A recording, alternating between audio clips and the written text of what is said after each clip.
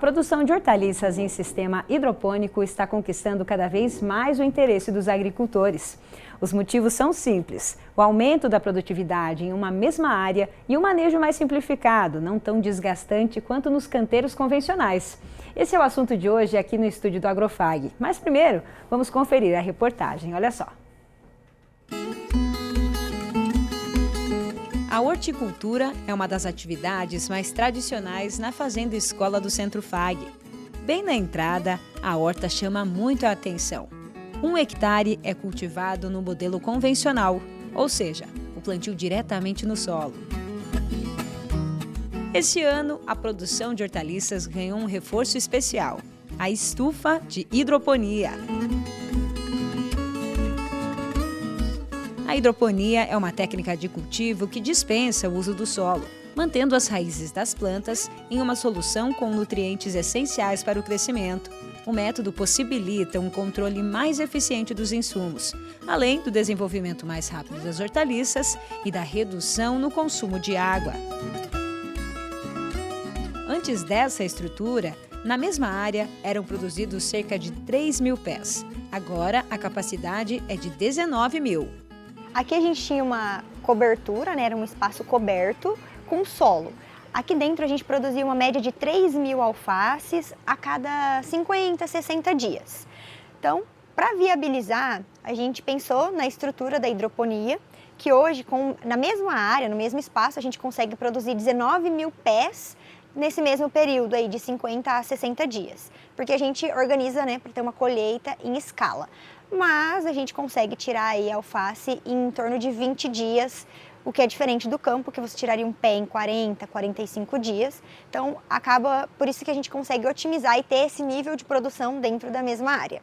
As mudas são preparadas no berçário e, quando estão prontas para o plantio, são levadas até as bancadas na estufa de hidroponia. É o Paulo quem faz esse trabalho. A gente fez as mudas na estufa. Agora a gente trouxe para cá, essas mudas estão com basicamente 20 dias. A gente está fazendo transplante aqui agora, trazendo para cá para transplantar elas para hidroponia. Uhum. Então, se você quiser, mostra o processo para a gente, como que é? Então, basicamente é fácil de fazer, né? É só você ir retirando e colocando elas assim, né? E um pouco diferente lá do campo, né? Que lá a gente tinha que bater canteiro, riscar, marcar para depois fazer o transplantar, né? Aqui não, aqui é bem mais prático. Já coloca direto nesse substrato, Paulo? Já faz a mudinha no substrato aqui, né? Basicamente ela tem que estar bem enraizada, né? O segredo de trazer ela para cá é o enraizamento, porque senão ela quando vem a irrigação ali, né? Com adubação, ela desmancha, né? E a mudinha vai para dentro. Então, basicamente, o segredo de transplantar a muda para cá é trazer com enraizamento. Quanto mais enraizamento, melhor. Quantas mudas, mais ou menos, vocês fazem assim, esse transplante na semana? Basicamente, aí 1.000 mudas, 1.500 mudas, né? E conforme a gente vai tirando a demanda, quando vai surgindo a demanda, a gente vai fazendo. Entendeu? Essa que você está fazendo agora, alface roxa? É uma friso roxa. Essa daqui é uma friso roxa, uma variedade, né? Mas a gente tem várias aqui, 10 tipos de cultivares de alface que a gente faz o plantio aqui.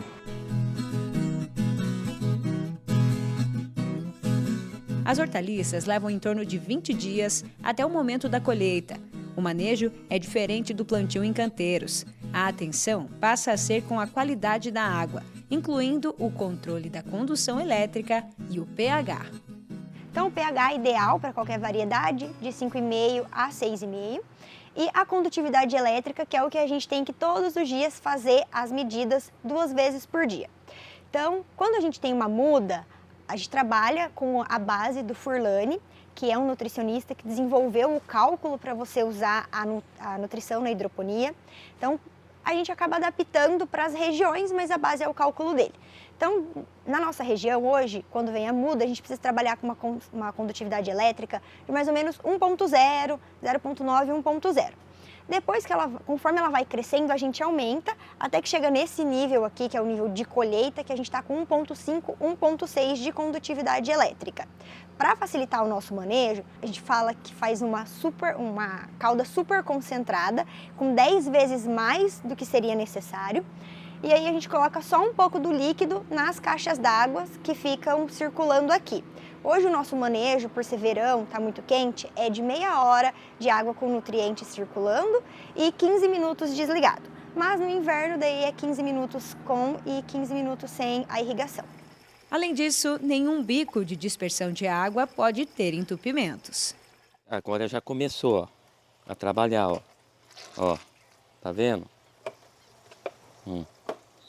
Aqui tá toda essa seção já trabalhando, ó. Uma das principais vantagens em cultivar hortaliças no sistema hidropônico é a questão da qualidade do trabalho. Afinal, as bancadas mais elevadas fazem com que a mão de obra fique mais fácil. Os profissionais não precisam ficar se abaixando, eles conseguem fazer a colheita, por exemplo, olha só, em pé. Então, o trabalho acaba sendo mais fácil. Para mim hoje, lógico que a gente está no começo aqui, ainda está aprendendo, né? Mas para mim hoje isso aqui é muito mais fácil, né? Você diminui um pouco, muito menos, você faz muito menos aplicação aqui do que no campo, né? No campo requer mais cuidado, né? Porque fica aberto, não é protegido, né? Aqui é muito mais prático, né? Em relação à mão de obra, a gente tem menor em relação, assim, porcentagem, 85% menos mão de obra aqui dentro. A nossa mão de obra é transplantar. Isso é um serviço que você faz em pé, o que facilita porque a campo você fica abaixado, tem a questão ergonômica. O manejo de pragas e doenças é baixíssimo, a gente não perde muitas folhas para bactérias, então também tem essa questão da sanidade. Hoje a gente consegue fazer um controle aqui dentro todo biológico, com alguns cuidados específicos que é diferente do campo. Então, produto biológico à base de óleo, eu não posso colocar quando está muito quente, utilizar quando é quente, quando, né, na questão do verão. Então, ele é mais para inverno e a gente acaba adaptando os biológicos que tem para conseguir consumir, trabalhar sem queimar a planta. Porque se você coloca no verão um biológico à base de óleo, ele vai queimar e aí você vai ter folhas feias e a gente não quer, porque a gente sabe que hoje a verdura ela é visual, você precisa vender a imagem dela, né? Então, e aí a colheita, que a gente só vem aqui, colhe, não precisa ficar, quando é solo, você tem que tirar as folhas baixeiras, você tem que lavar, tirar a raiz, aqui não. Do jeito que ela tá, a gente retira e encaminha com raiz. Até porque hoje estudos dizem que se você ela fica com raiz, na geladeira ela pode durar de 3 a 5 dias a mais com a raiz do que sem. A expectativa da equipe é cobrir o investimento em 7 meses de produção. Economicamente, a estrutura, a gente sabe que ela tem um valor elevado, mas hoje, com o que a gente tem aqui, a gente consegue pagar essa estrutura em 6 a 7 meses. Então, vale a pena. Ela dá um retorno muito bom, tanto financeiro quanto na questão de trabalho mesmo, na questão de operador, então todo mundo trabalha mais feliz. A nossa equipe, né, sempre pergunta o que vocês gostam mais, da hidroponia ou do campo, e todo mundo prefere aqui, porque é mais fresco, é questão de trabalhar em pé, e lá hoje, calculando assim, produção de transplante de mudas, para transplantar 2.000 mudas, era 2 manhãs. A gente faz esse processo de manhã porque é menos incidência solar. Então, os meninos hoje transplantam 2.000 mudas aqui em 1h30. Então, assim, reduziu muito o trabalho, né?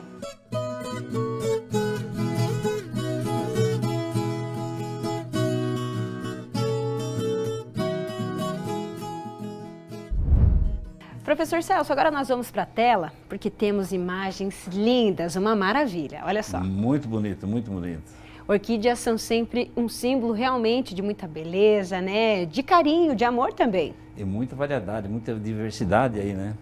Exatamente. Eu adoro orquídeas, eu gosto de tirar foto bem da flor, muito lindo. Cada uma tem uma expressão espetacular. Exatamente, nenhuma é igual à outra, Não. né? Muito legal mesmo. As orquídeas são sempre um belo presente, né? E essa semana que antecede o Dia das Mães marca o principal período de vendas. Nesse orquidário que vimos nas imagens, por exemplo, o movimento cresceu bastante. Ele fica no interior de Toledo. A proprietária é a Ana Maria Dalmaso, que está no ramo há 25 anos e herdou da mãe a paixão pelas flores. Confira.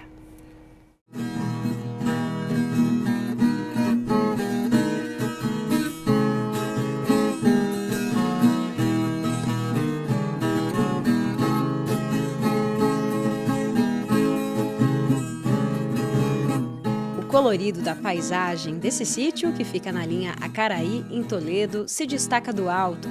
Nele funciona um conjunto de estufas destinadas à produção de plantas ornamentais de diversas espécies.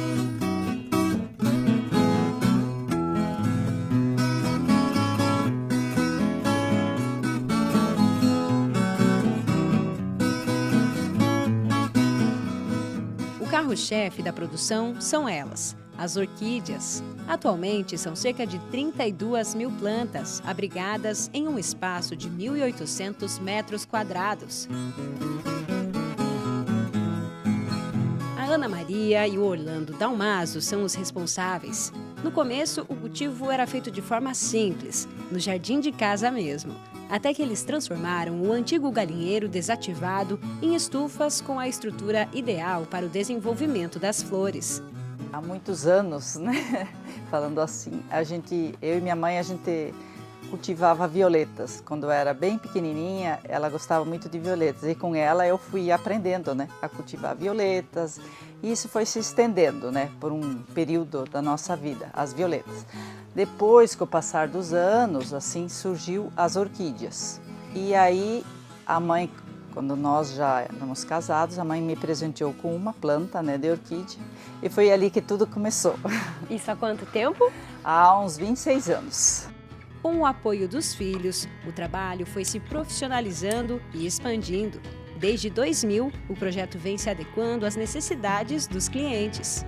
Por aqui, tem orquídeas de diversas variedades. Aquelas com flores mais coloridas, com um único tom, pintadas, com pétalas mais curtas, outras mais alongadas. Muitas em vasos e também as que ficam suspensas. A partir do momento que você entra na linha comercial, você tem que ter um leque maior de plantas, né, para oferecer para o seu cliente, né? A gente começou participando de exposições, né? Nós íamos para outros lugares e você vai aprendendo a cultivar também outras variedades, né? Então fomos introduzindo outras variedades aqui junto, através de nossos colegas que também tinham, né, essas plantas, a diversificação de plantas, né? E assim foi, uma troca de informações com os nossos colegas e adquirindo plantas, né, através deles mesmo, né, com eles. E através deles a gente conheceu produtores grandes, né, onde tinha uma facilidade melhor de adquirir maiores quantidades de mudas, né.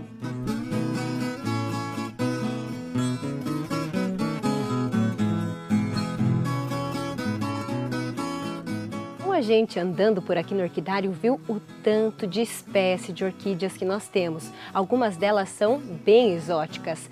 É uma dessas, um desses exemplos, né? O que a Ana tem na mão. Qual é essa espécie, Ana? É uma barbosella. A barbosella, essa época do ano, ela emite suas flores, né? E são assim, ó, minúsculas, digamos, né? Emitem até um inseto. É bem diferente. Ela lembra realmente um mosquitinho mesmo, isso, né? Um inseto. Lembra um mosquito. Que legal. A gente tem, então, as variedades que os consumidores buscam mais, aquelas lindas, maravilhosas flores, né? Exuberantes, e temos as variedades de coleção, que também são muito especiais.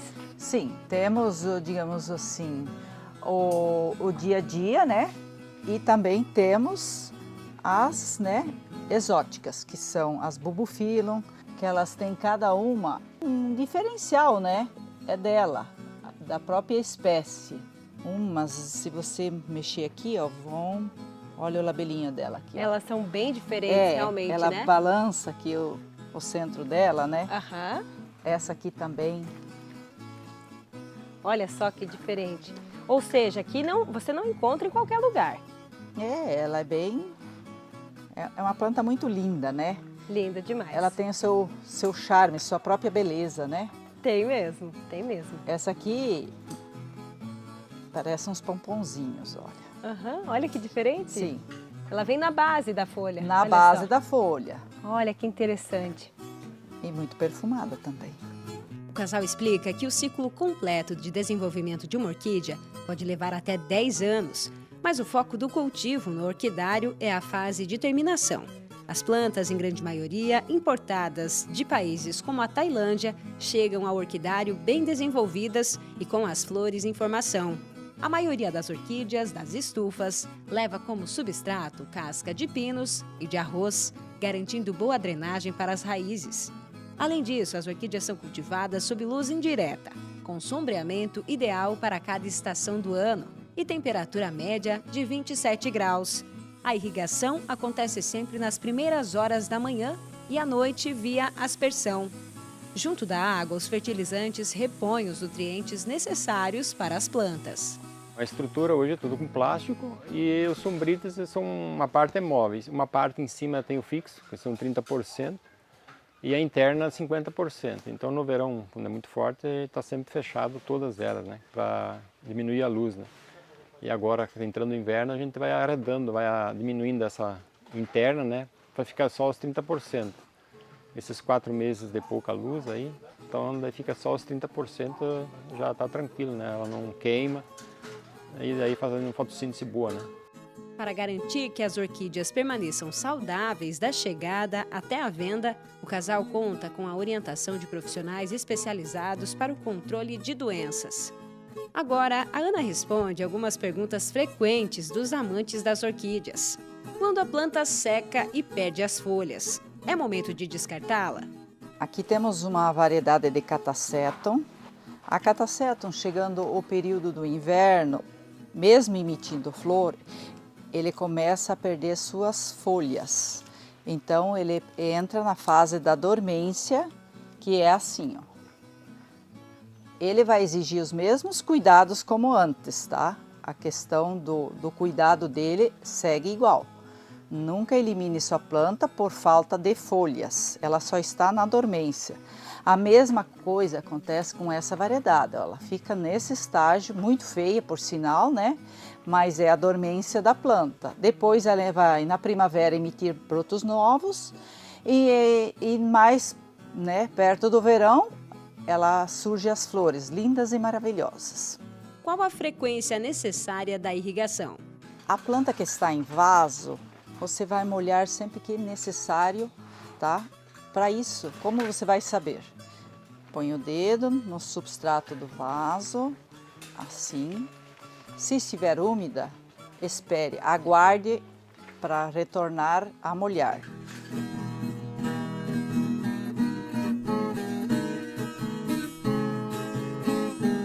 Quem entra no local dificilmente sai de mão vazia. O Renan garantiu um presente para a sogra. E hoje vim presentear a sogra. Espero que ela goste, essas flores aqui são bem bonitas, bem lindas. Então tem bastante opção, acabou sendo até difícil escolher. Mas já escolhemos uma e agora eu vou presentear ela. Que legal. É um presente que marca, né? É um presente único. Com certeza vai ajudar lá a decorar a casa dela. Lá, provavelmente vai colocar na entrada, vai ficar bem bonito. E a sensação de estar aqui dentro é também, né? Não tem como descrever. Isso, é bem encantador aqui dentro, né? Bastante opção. Até conheci vários tipos que eu não conhecia, né? Bastante modelos diferentes. O casal recebe visitantes no orquidário e também comercializa as plantas na feira da cidade. Segundo eles, nas semanas que antecedem o Dia das Mães, as vendas crescem em média 50%. Falando nisso, tem mensagem especial a todas elas. Feliz Dia das Mães. Para todas as mães.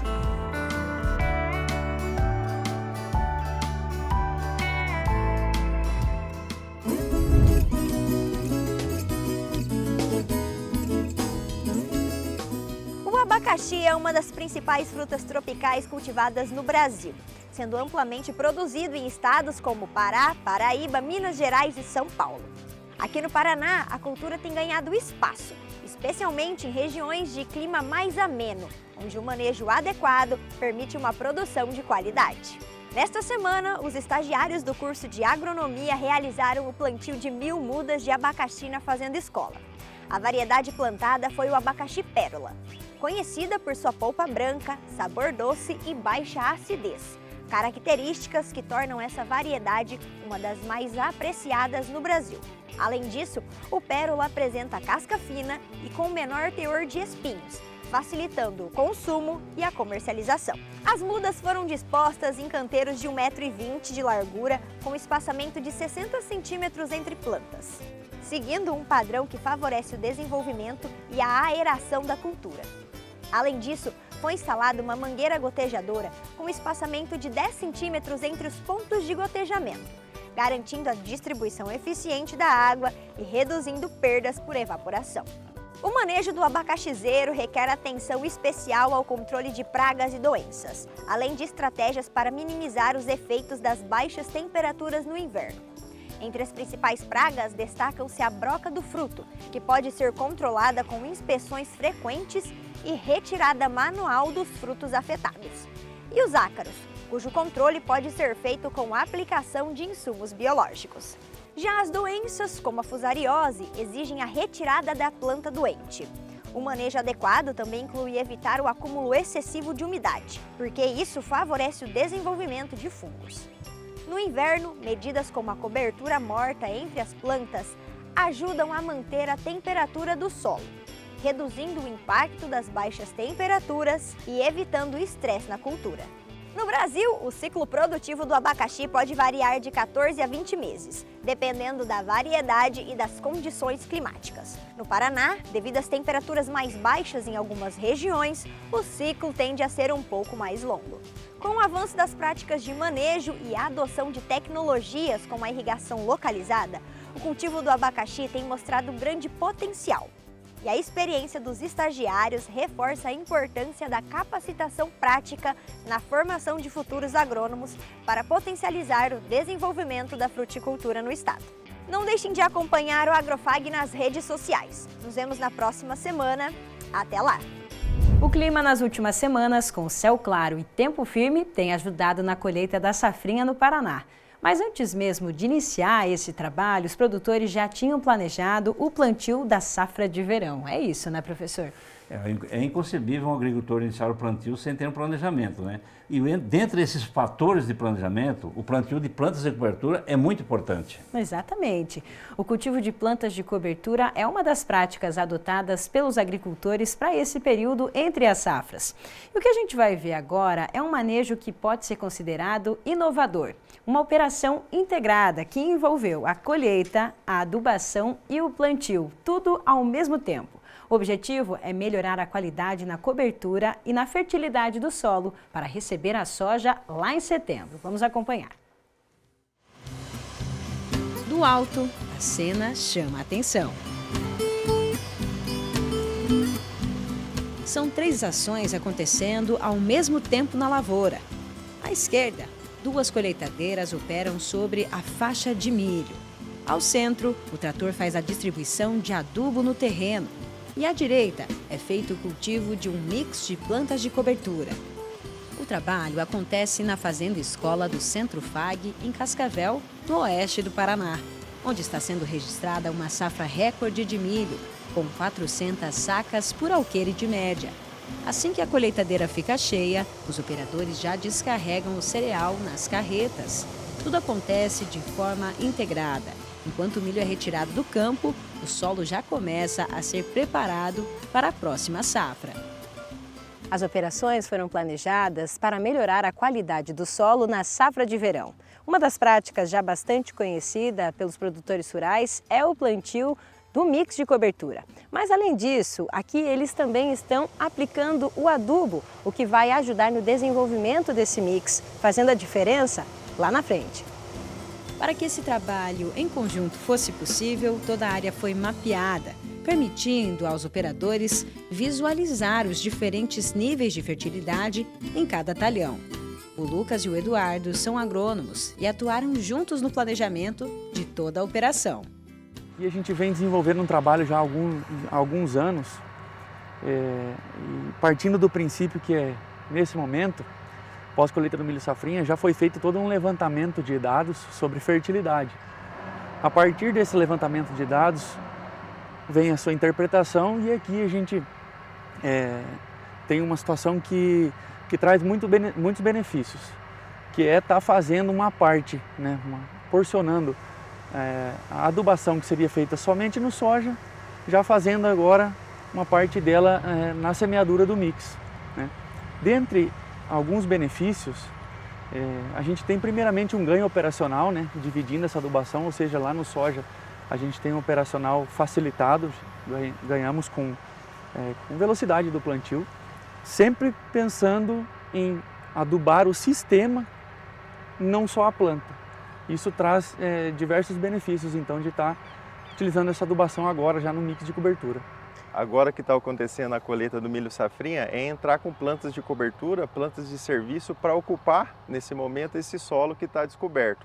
Então, hoje, a gente tem para oferecer para a fazenda aqui um mix com diferentes aveias, né, que tem aveia branca, aveia preta, nabo pé de pato, nabo forrageiro, canola e centeio. Para quê? Para ocupar esse solo nesse momento, para deixar o solo coberto, produzir mais raízes, diferentes raízes, para ter uma melhor biodiversidade, uma melhor interação desses micro-organismos nesse momento, para a gente possibilitar que a próxima cultura, que é a soja, entre num cenário melhor. E assim a gente consegue proporcionar uma saúde melhor do solo. Lucas ressalta a importância de adicionar plantas de diferentes espécies no sistema. Com esse mix a gente consegue ter uma melhor interação de famílias. Então, nesse caso, nessa proposta que nós trouxemos hoje, a gente tem plantas que são à base de gramíneas e brássicas, que nada mais é que a gente vai ajudar a ciclar nutrientes, a ter uma melhor, mitigar a questão de plantas daninhas, né? Sombrear essas plantas daninhas para elas não aparecerem, a gente acaba tendo uma economia significativa, além de ter um melhor aumento de porosidade de solo e aumentando a matéria orgânica do solo, que hoje o agricultor ele não pode pensar só em cobertura, e sim no sistema, na questão de ter mais raízes, de biodiversidade de raízes para aumentar a matéria orgânica do solo. A ideia de aplicar o adubo, que seria distribuído apenas no momento do plantio da soja, é adiantar os benefícios e facilitar o manejo. A partir de que a gente tem esses dados bem interpretados, a gente entende que para o melhor desenvolvimento do soja seria fazer parte da fertilidade agora. Mas, de novo, partindo de um pressuposto que hoje os agricultores já evoluíram demais, a agricultura já evoluiu demais e se olha muito para essa parte de fertilidade numa forma específica, né? O que há um tempo atrás não era levado muito em consideração. Da cabine do trator é possível acompanhar todo o mapeamento da área. O adubo granulado é aplicado apenas nos talhões que realmente precisam, de acordo com a necessidade do solo. Estamos fazendo uma aplicação de fósforo com taxa variável. Foi feita uma análise, né? No nosso talhão aqui é feita uma análise de solo e inserido no sistema aqui, ele vai jogar só o que precisa, o produto aqui, a quantidade que precisa. Nisso tem lugares que ele não joga nada, como tem lugares que ele joga até 130 quilos, que é a taxa maior. Com isso a gente consegue economizar, né? Não precisa jogar em toda a área uniforme. Quando você tem, de fato, um conhecimento da parte de fertilidade do solo, permite com que você direcione os seus investimentos de uma melhor forma, ou seja, aonde está sobrando a gente não precisa colocar e aonde está faltando a gente aumenta um pouco. Então, não necessariamente isso sempre vai diminuir custo, mas o ponto-chave é direcionar o investimento da forma correta, e isso que a taxa variável permite fazer também, né?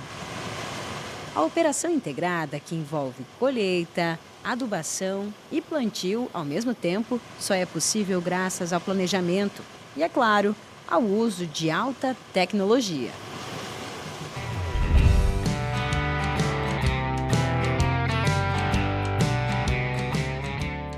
O Agro USA foi criado em 2024 e já reúne mais de 43 mil seguidores no Instagram. O perfil compartilha conteúdos com informações sobre o agronegócio nos Estados Unidos. As publicações se referem a diversos setores e, com números atualizados, traçam o perfil da produção americana, que é uma das maiores potências mundiais do agro. As postagens que mais despertam a atenção dos seguidores são as que fazem uma comparação entre o sistema produtivo nos Estados Unidos e no Brasil. Nesta, por exemplo, são comparadas as produções de milho no estado do Iowa e no Mato Grosso. Na sequência dos slides, é apresentada também uma análise sobre os resultados. Os posts ajudam o público a compreender as semelhanças e diferenças entre as práticas adotadas nos dois países. Nós conversamos com o professor Ivo, o criador do Agro USA. Então, para começar esse nosso bate-papo, eu te pergunto como surgiu a ideia de criar o Instagram?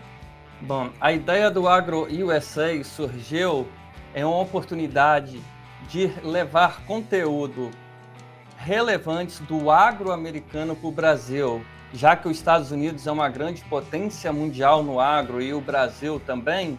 Então é muito legal trazer informações do que acontece aqui no agro americano, que desperta a curiosidade de tanta gente, né? Especialmente do Brasil, né? Até porque o agro americano ele é um grande provedor de tecnologias para o mundo inteiro. Sim, aí você juntou as duas coisas e criou esse resultado muito bacana. E da onde você tira as suas fontes para criar os conteúdos? Bom, principalmente do meu background, né? Eu sou engenheiro agrônomo, sou doutor na área de engenharia agrícola e como professor e pesquisador aqui da Universidade de Nebraska, no cinturão do Corn Belt americano, eu tenho muitas informações do agro americano, né? Nós visitamos, temos muitos projetos com produtores rurais, então a gente consegue acompanhar o dia a dia da safra americana.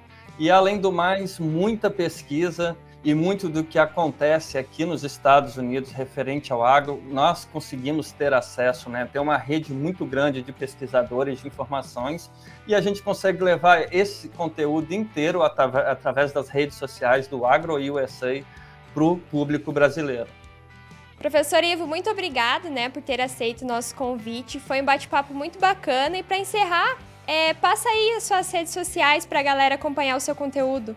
Eu que agradeço o convite. Então, o meu Instagram é o AgroUSA, AgroUSA, né? Então, se você tem interesse de compreender, de entender um pouco mais do agro, do que passa no agro americano, seja você estudante, produtor rural ou qualquer outro tipo de interesse, então é só seguir o AgroUSA, tá, pessoal? Tem muita coisa boa, conteúdo bom vindo por aí. A produção de alimentos orgânicos tem crescido entre os agricultores paranaenses, mas apesar do avanço no cultivo, conquistar a certificação exige muito mais do que apenas deixar de usar insumos químicos. É preciso adequar a propriedade e adotar critérios rigorosos para garantir a qualidade dos cultivos.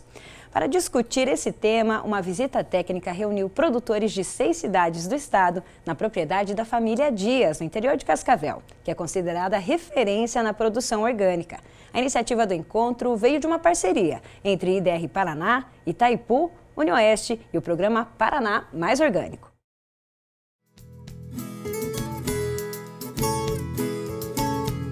Viemos até a linha São Luís, em Rio do Salto, distrito de Cascavel. Aqui funciona a produção da família Dias, que planta, na área de 1,5 hectares, diversas opções de alimentos, todos orgânicos. O sítio tem um pouquinho de tudo: canteiros com hortaliças, temperos e tubérculos, pés de frutas, uma área destinada às mandiocas, com cerca de 10 mil pés, e também a produção de milho verde convencional e do crioulo, que é vermelho. O Rosivaldo e a Michele decidiram começar a produção agrícola há 12 anos. Há 10 seguem as práticas orgânicas de cultivo. E o resultado? Colheitas diárias com muita qualidade. Na horta, que é o carro-chefe da produção, a média semanal chega a 1.000 pés e eles vendem para programas do governo e também a clientes diretos. O trabalho é feito em família. Os 3 filhos já seguem o caminho dos pais. Eu, meu esposo, as crianças aí, sempre com a mãozinha na terra. Já está ensinando eles os fundamentos. Isso mesmo. Eles te ajudam aqui também? Ajuda, sempre ajuda. Uma coisinha ou outra sempre estão aí ajudando. Na verdade começou porque a gente é consumidor também, né? Esse foi o grande início, né, de tudo, né? Aí depois a gente começou, né, com a mandioquinha, né, que era alguma coisa que a gente não tinha assim um grande trabalho, né, e também a gente não tinha muita estrutura, então a gente começou com mandioca, depois foi agregando alface, né, folhosas, aí veio os tubérculos, Aí daqui a pouco veio o milho e assim foi entrando, né, as culturas, né, no decorrer, e hoje é isso que vocês veem aí, né. E você até comentou, a gente está aqui, né, em frente à plantação de mandioca, hoje vocês têm 10 mil pés, a mandioca também cultivada toda no sistema orgânico. Tudo aqui é no sistema orgânico, a propriedade inteira hoje, né, a gente tem essa responsabilidade, né, esse cuidado para realmente ter produto de qualidade, ter produto que é para o nosso consumo realmente, né, não só nosso, como das pessoas que são nossos clientes.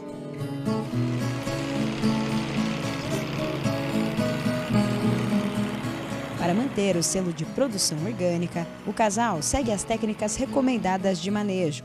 Faz a rotação de cultivos, garante a cobertura do solo, planeja barreiras naturais para proteger a plantação e se especializa frequentemente para driblar as pragas e doenças com recursos naturais. Ao longo dos anos, o IDR Paraná tem sido parceiro da propriedade. Com base nesse acompanhamento, a equipe decidiu promover um encontro no local para inspirar outros produtores que buscam a certificação. Cerca de 30 pessoas participaram da visita. Um debate intenso no sentido de que essas famílias que estão iniciando o processo, e a maioria deles são agricultores familiares e entregam para mercado institucional, PA e PENAI, e que é um espaço promissor, sabe? É um espaço de renda garantida, de vida saudável, então tem uma série de aspectos técnicos que podem contribuir na produção, inclusive na vida pessoal deles, né? A Sandra é extensionista de um programa que busca orientar agricultores que querem adequar a produção à legislação orgânica. A gente priorizou os produtores que estão entrando em conversão para a certificação, que a conversão ela é um período de 12 meses. Então esses produtores eles estão entrando, alguns não têm tanto conhecimento, outros mais. Então foi a oportunidade de mostrar a realidade para eles. Então a gente convidou alguns municípios e estiveram presentes então Lindoeste, Capitão Leônidas Marques, Braganey e Francisco Alves. Missal também, Missal veio participar também. Ela reforça a importância das barreiras adotadas. Dentro do orgânico é necessário uma barreira vegetal permanente com um mínimo de 2 metros de altura. Então fica a critério do produtor escolher qual a melhor barreira para a sua propriedade. O Rosivaldo aqui, ele tem tanto o capim, capiaçu e elefante, que ele até passa dos 2 metros de altura.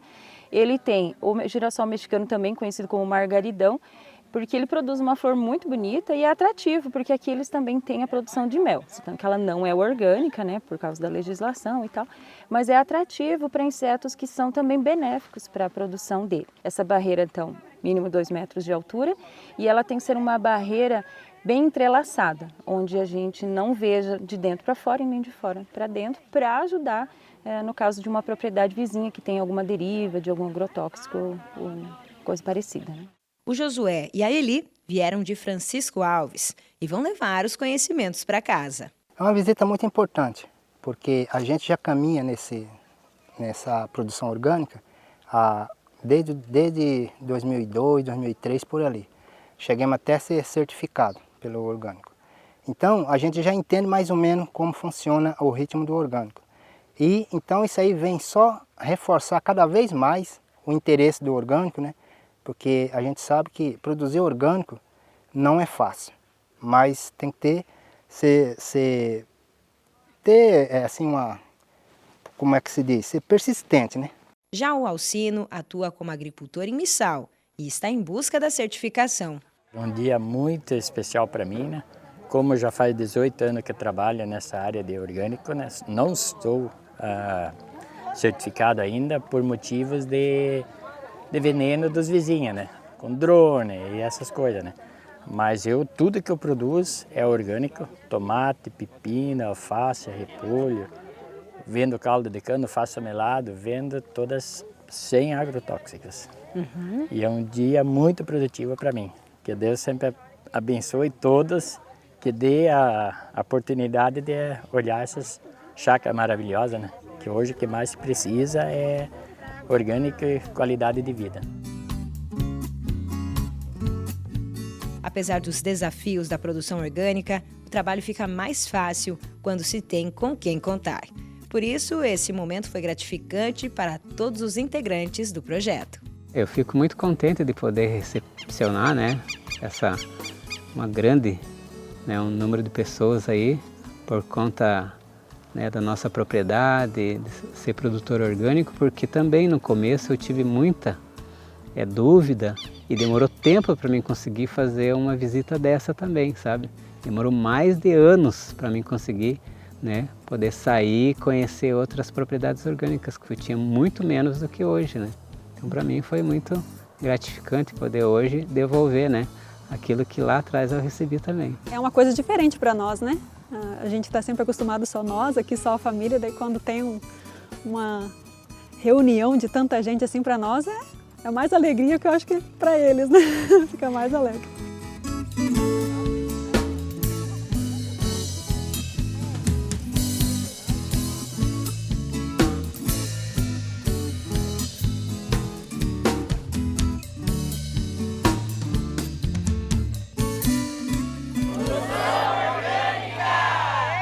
A gente já começa mostrando essas imagens maravilhosas feitas pelo nosso cinegrafista Denilson Martins. E olha só que linda essa plantação de tomates, professor Celso. Tomate é muito bonito, né?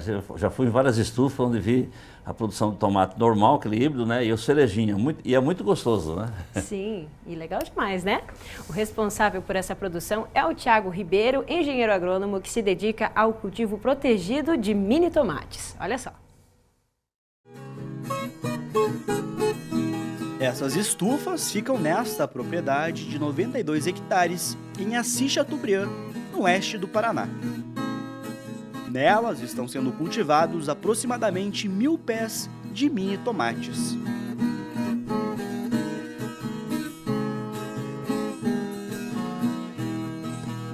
Quem faz todo o manejo é o Thiago. Ele é engenheiro agrônomo e o primeiro contato com a produção de tomates aconteceu durante uma feira em São Paulo, em 2019. Hoje em dia, Thiago cultiva 7 variedades dos tipos cereja e grape. O produtor mostra a diferença entre elas. Aqui a gente tem uma produção de mini tomates, né? Nesse lado aqui a gente tem uma produção de tomate cereja, que tem esse formato redondo, né? Que tem essa característica de crescimento em racimo, né?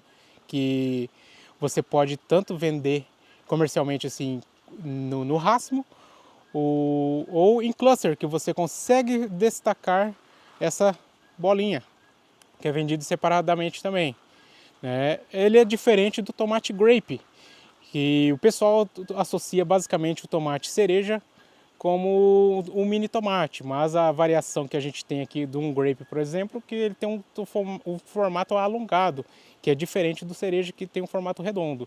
Basicamente essa diferenciação em relação ao aspecto visual. Em questão de paladar, o grape tende a ser um tomate um pouco mais doce, tem um grau Brix um pouco mais elevado do que o tomate cereja. Não que seja um tomate azedo, digamos assim, né? Mas vamos supor, essa cultivar aqui que eu trabalho tem um Brix mais ou menos de 8 para o cereja e esse aqui do grape de 10 a 11 graus Brix. Cerca de 90% dos tomateiros daqui têm crescimento indeterminado, ou seja, podem chegar até 10 metros de comprimento. Por isso, as podas devem ser frequentes. Thiago cuida das hortaliças com bastante cuidado, sempre pensando na qualidade dos frutos. O manejo de irrigação, que aqui a gente tem toda a fertirrigação feita, a base de sais, que a gente trabalha com sais, e o manejo semanalmente de nutrição foliar. É uma nutrição foliar que bem rigorosa que a gente tem para ter esse padrão de fruto, o pegamento, que é bem interessante, né, que pode-se notar que não tem falhas de polinização, né, e vem essa complementação. É óbvio que a nutrição foliar é uma ferramenta, né, que você tem ali de agregar, não substitui a base, porém ela te ajuda nesse alto desempenho depois na frutificação, né, e qualidade de fruto. O estresse térmico dos tomateiros, que é causado pelas temperaturas elevadas, é motivo de preocupação. Mas o agrônomo diz já ter encontrado um caminho para enfrentar esse problema. A gente tem maneiras de você estar produzindo, claro que depende do investimento maior, mas a temperatura você fica meio limitado. porque existe uma estrutura extremamente cara, tecnológica, né, de casa de vegetação, com climatização bem efetiva, né? Por isso que a gente trabalha na parte da fitotecnia, que é o manejo para diminuir esses estresses em cima da temperatura. Um manejo que começa desde lá das mudas e sementes. Não é só quando a planta já está desenvolvida que não existe produto que faz milagre, né? Depois que eu vou passar e vou fazer um milagre na planta. Não existe isso. Então é um manejo que começa desde lá de trás para você já induzir uma planta mais resistente. Os tomates são bem sensíveis às doenças e às pragas. Tiago lembra quais insetos mais prejudicam as plantas. Para a nossa região aqui, as mais problemáticas são a mosca branca e a traça do tomate, que é a tuta absoluta. São as duas pragas assim, bem com mais incidências que a gente tem aqui e para controle também. São difíceis de controlar, porém você não pode deixar ela se multiplicar aqui dentro, né? Você entrar o manejo desde o início para não ter esse crescimento exponencial, porque em condições de verão é um crescimento exponencial. No inverno a gente não tem incidência, esse ano não teve incidência, porque a temperatura baixa ajuda essa questão de controle, você tem menos incidência de insetos. Por aqui, o produtor implementou num sistema de cultivo protegido algumas medidas preventivas para combater os insetos. Tiago, então você está segurando aí na mão 2 cartelas adesivas, se puder explicar para a gente qual que é a funcionalidade delas. Ok. Como eu costumo dizer assim, né, que dentro do cultivo protegido a gente tem aquela aplicação da prática em si do MIP e do MID, né, manejo integrado de pragas e de doenças. Aqui no MIP, que a gente tenta o mínimo possível entrar com controle químico. Aí o que nós fazemos aqui? A gente tem controle por armadilhas, que é basicamente isso aqui. Você tem uma cartela adesiva, um chão adesivo, com um pino de feromônio. Isso aqui é específico para a traça do tomateiro, que é a tuta absoluta. A gente tem um feromônio sintetizado, né? E basicamente a gente coloca nessa armadilha delta, que se chama essa casinha, onde você tem o macho atraído por esse cheiro e ele acaba grudando nessa cartela. Você diminui a incidência e a multiplicação dentro da casa de vegetação. Aqui a gente também tem a famosa cartela amarela, que é bem fácil de você encontrar em qualquer manejo dentro de uma estufa, né? E o nosso manejo aqui também que nós colocamos, que com o tempo a gente observou que teve um grande benefício, são armadilhas elétricas, que são através de lâmpadas ultravioleta, né, que a gente tem por aqui. E isso aqui é ligado durante a noite, quando você tem muita incidência de insetos, justamente para você evitar esse controle químico, né? Aqui você, por exemplo, liga às 10 horas da noite, desliga às 5 horas da manhã, vários pontos espalhados aqui dentro da casa de vegetação, o inseto é atraído pela luz ultravioleta, acaba grudando nesse filamento e eletrocutado, né? É uma maneira da gente baixar essa incidência de inseto aqui dentro.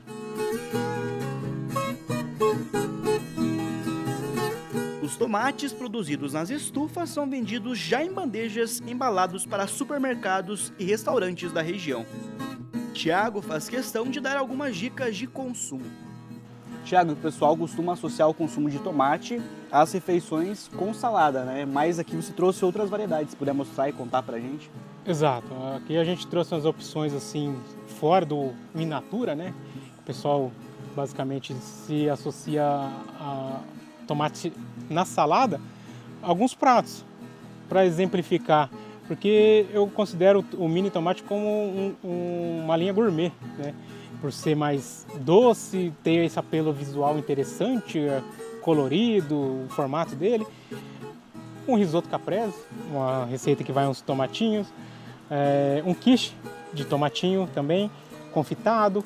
Ali também temos uma base de patê com um tomatinho seco e um confitado em cima, que você pode diversificar isso. A gente tem uma produção lá caseira em casa, não é vendido, é para consumo, que é o tomate confitado, que ele é assado a baixa temperatura, né, nesse forno com azeite e ervas frescas, onde você pode ter um aperitivo a qualquer momento. Guardou na geladeira, 30 dias ali tranquilo. Você pode usar ele numa torradinha a qualquer momento, fazer a base de um risoto. Esse aqui são as bandejas que a gente comercializa no mercado, são feitas dessas formas, né? Tomate grape, tomate cereja, o mix, né, dele colorido, que a gente tem as duas cores aqui, que a gente trabalha.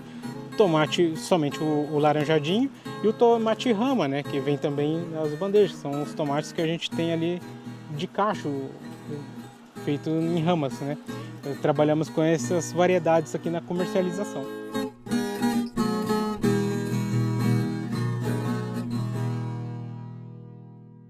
Muito bom, hein, professora? De dar água na boca esses tomatinhos aí, né? É muito interessante, né?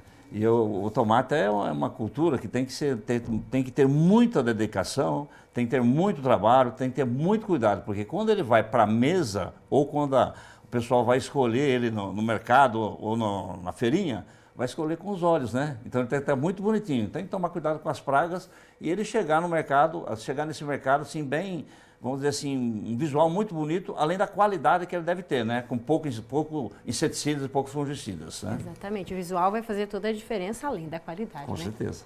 Parabéns então para o Thiago aí, uma ótima produção. A chegada do inverno e do frio traz sempre uma preocupação para quem lida com o gado leiteiro. É que nessa época a alimentação das vacas tem um forte impacto dos custos de produção. Por isso, o planejamento para as pastagens é tão importante. No Paraná, o IDR faz um trabalho de orientação junto aos produtores para garantir que não falte pasto de qualidade para os animais.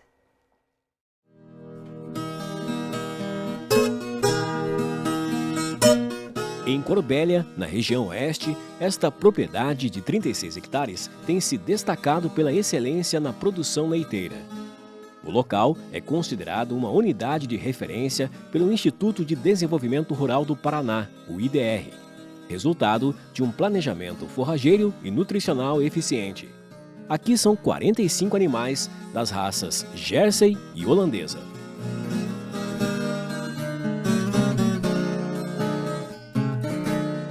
Seu Conrado é quem cuida de todo o manejo no dia a dia. Ele leva muito a sério a alimentação do rebanho e adota estratégias específicas para cada estação do ano. No verão, eu uso esse perene aqui, que é o Tifton, que é a melhor grama no verão, e planto um pouco de milheto também.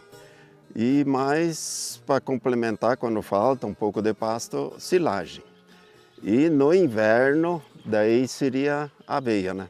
Que é o meu mais forte, que no inverno eu diminuo bastante o custo. Eu planto aveia e diminuo o alimento de silagem, que eu planto 2, quase 3 alqueires de aveia e aí sobra pasto e não preciso complementar com silagem, né? O engenheiro agrônomo Marco Andrade, do IDR Paraná, acompanha tecnicamente a propriedade há 8 anos. Segundo ele, o trabalho realizado vai além do cuidado nutricional com o rebanho. O foco também está na produtividade por animal e no controle dos custos. O produtor tem que estar sempre trabalhando com custos mais baixos, né? E ele tem conseguido isso, né, utilizando muitas pastagens perenes de verão na estação da primavera, verão e início de outono, e também as pastagens anual de inverno. E a silagem, ela é trabalhada dentro desse planejamento forrageiro, mas ele entra como um alimento estratégico. Seriam em aqueles momentos que você tem uma menor produção de matéria seca no ano. A gente chama de janelas, né, que é a transição do inverno para a primavera e a transição do verão para o outono. São momentos em que ali não tem, né, uma quantidade, digamos assim, maior de produção forrageira. Aí você pode recorrer à utilização da silagem. E a silagem, então, ela dessa forma não pesa tanto no custo de produção. A gente sabe que é um alimento extremamente caro, dentro da produção de volumoso, e ele consegue equilibrar e ter sempre um resultado positivo dentro da atividade leiteira. Caminhando por aqui dá para ver bem a diferença entre as áreas. Do meu lado direito está o capim estrela e Tifton, usado no verão. Mas agora, no fim do ciclo, começou a secar e não tem mais os nutrientes que o gado precisa. Já por outro lado, o produtor se adiantou e se preparou, plantou um mix para o inverno, com 3 tipos de aveia e um de cevada. Olha só, tá verdinho, forte e pronto para alimentar o rebanho nesse período mais frio do ano. O Vinícius é o responsável pela empresa que forneceu as sementes do mix de pastoreio e, em parceria com o IDR Paraná, dá todo o suporte para o produtor, desde o plantio até o momento de soltar o gado na área. Aqui a gente tem um mix aí onde a gente tem a cevada forrageira, que vem aí para agregar com um ciclo bem rápido, onde faz uma entrada, propicia uma entrada do produtor num período de tempo bem mais curto. Essa área está com 48 dias de plantado e o primeiro corte com o gado foi feito aproximadamente com 35 dias.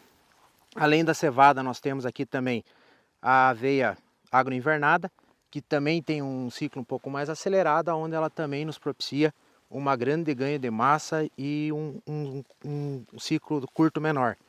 A gente tem também aqui a FS A16116, que é uma aveia de ciclo mais longo, juntamente com a aveia suprema, onde elas chegam aí propiciando para nós, devido principalmente à aveia suprema, o ciclo é em torno hoje aí de 4 a 5 meses de pastejo, com alta produção de massa e alta entrega para o produtor.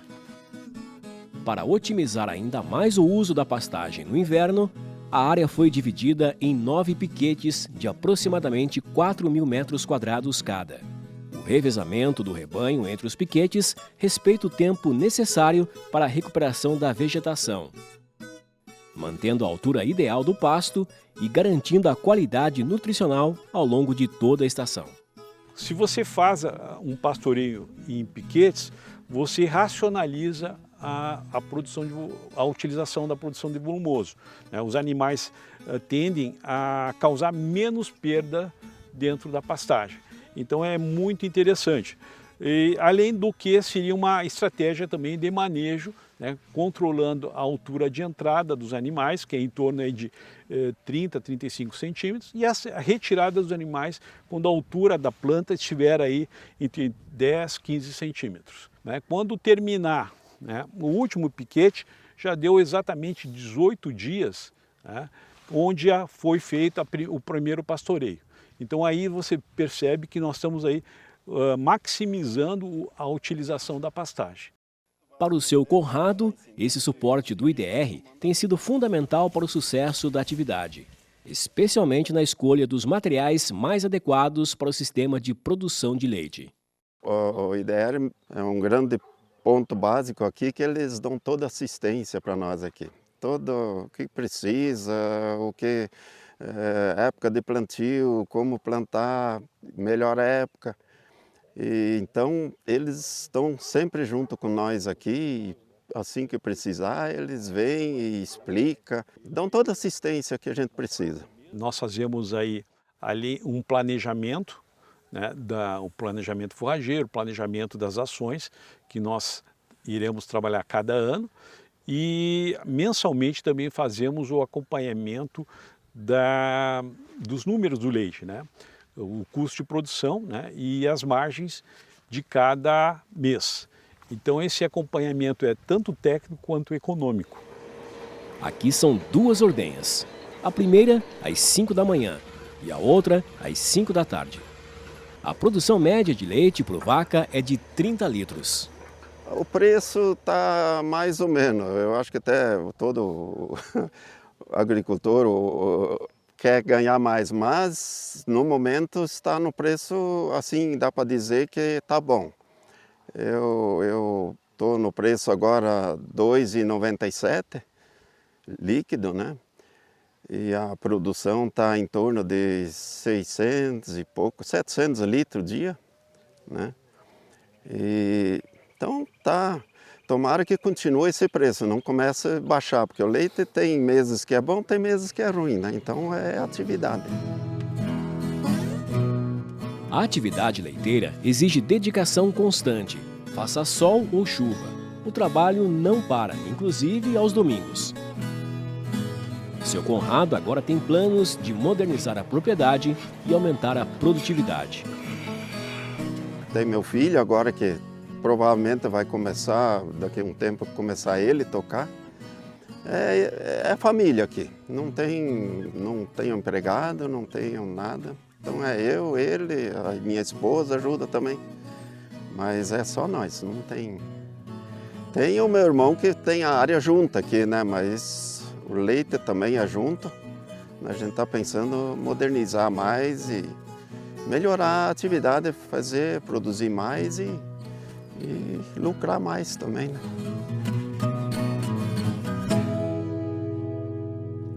Tá aí, né, professor Celso? Trabalho bem feito e um resultado positivo para a pecuária leiteira. É muito importante na nossa região, principalmente que é frio, né, você ter um planejamento antecipado adequado, para que chegar nessa época não falta alimentação para o animal, principalmente o pessoal da pecuária, né, do gado leiteiro.